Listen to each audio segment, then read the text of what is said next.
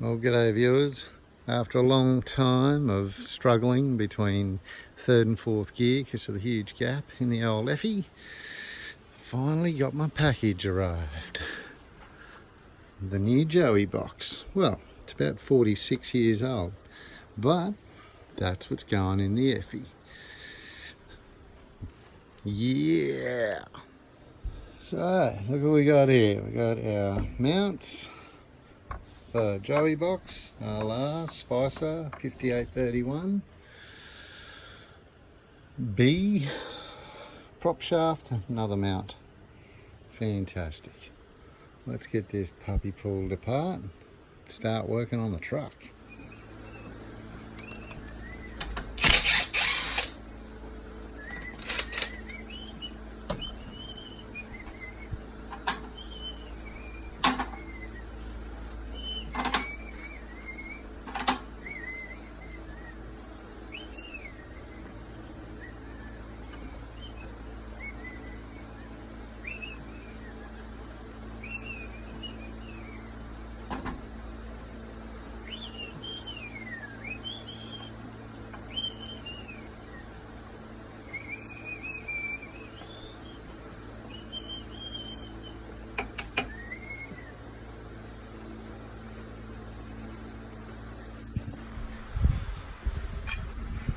Alrighty folks, so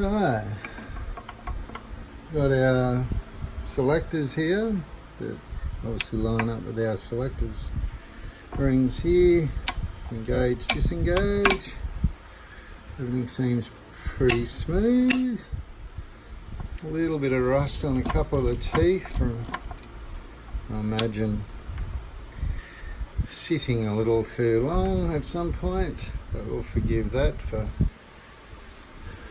what should be about a 46-year-old piece of kit. A couple of bits of rust I have to clean up there. Hopefully it doesn't make it too noisy. Alright, might plug those selectors back in once I finish looking and check out the gear system. Alrighty. Check back with you. Well, anyway, now I've never really had a look in one of these, so I thought we'll just do a quick little tour of the very couple of things I've just started exploring. So we've got our two selectors. That's for our low range, and this is for our overdrive. So as you'd expect, one of them needs to be in neutral or idle for the other to do its job. If you engage both of them, it basically locks it up. So you don't want to go doing that. My plan is only to use the overdrive. So if you disengage this one to neutral, I think we're, yeah, well, it's slipped in to engage there, but if you hold that out, that's neutral now. Spinning at the front. Just a little bit of drag happening at the back, but it's not really spinning. So if I was to select a gear with a high range, that's just the high range now, the back's still spinning free. So I'm just past top dead center there and just behind it there. If I do a full lap, it's exactly the same. So with this one forward, that's direct drive. So if I go back and engage the rear gear on that front selector, actually I might go into neutral first and line up my two bolts. Now I go that. So now I've got bolt here, bolt there. We'll do a full lap. So I've done a lap, and you can see that bolt's done like an extra quarter turn almost, and that bolt's 12 o'clock. So if I do another lap, it's gone even further around. So that's our overdrive gear. So let's go back to that front one. That should be our 1-to-1. So I'll just line up my bolts again. Well, now we're in neutral, everything's spinning. All line up, go backwards. That should be our overdrive. Forward will be our 1-to-1. So I'll do a one full lap of the front gear. Boom, same, one full lap at the back, so that's direct. So fairly simple system. imagine without synchros it'll be very rev dependent. But anyway, let's give it a go. Rightio viewers, if you're still with me, we'll continue the tour. I've just been checking out the selector fork action. It's a little bit stiff, and I thought I'll just take out the detent ball spring, make sure everything's good in there.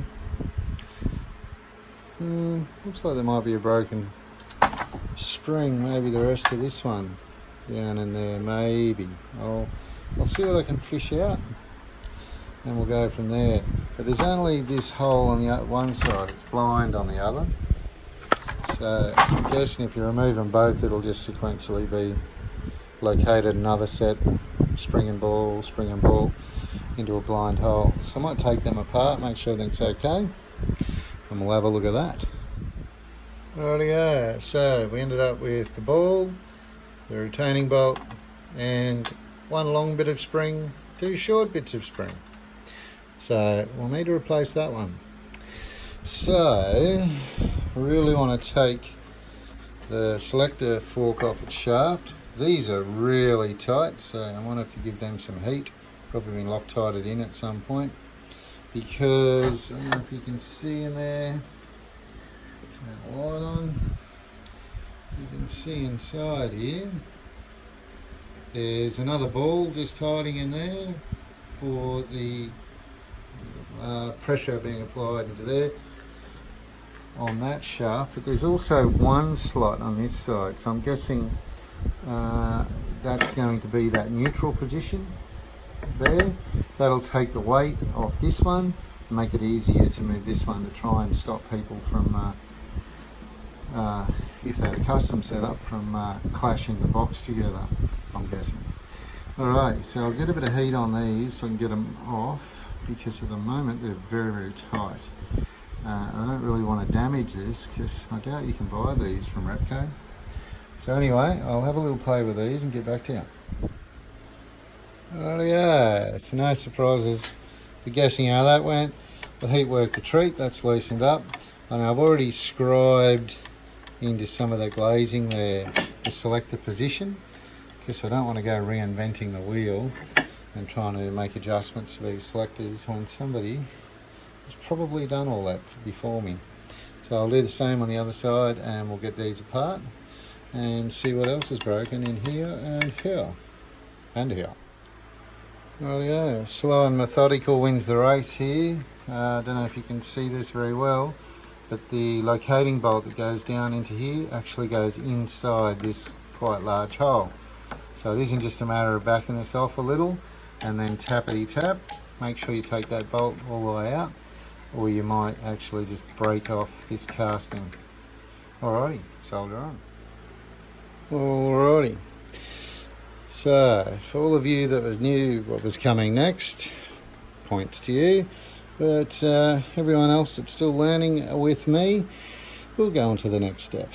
So just if I can explain how these shafts seem to work, we have position slots here for the low range, position slots here for the overdrive, so that'll be overdrive, direct,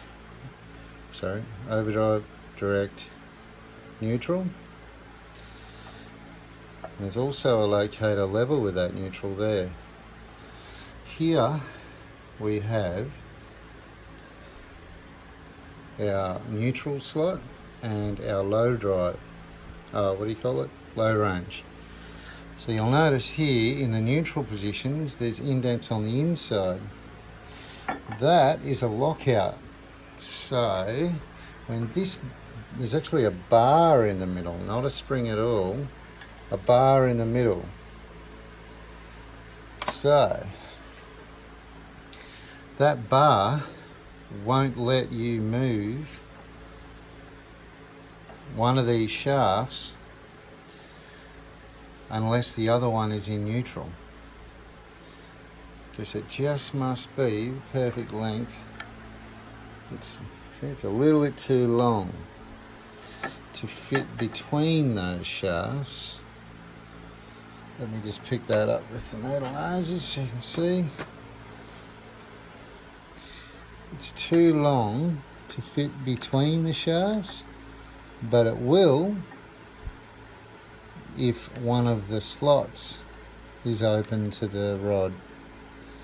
So that stops you moving it into, say, low range while you're moving this shaft into the high range, causing that box to lock up like we were looking at before. So that's an interesting little feature.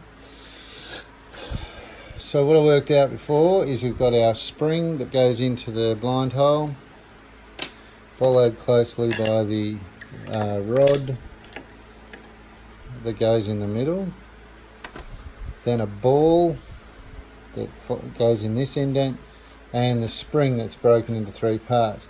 Obviously we're missing the ball that goes on the end of this spring, which is why it probably didn't want to move very nicely, because it was binding on the end of the spring, I'm guessing. So I need to go to the shop, track myself down a detent ball that size and a spring, and we can get the selectors back together.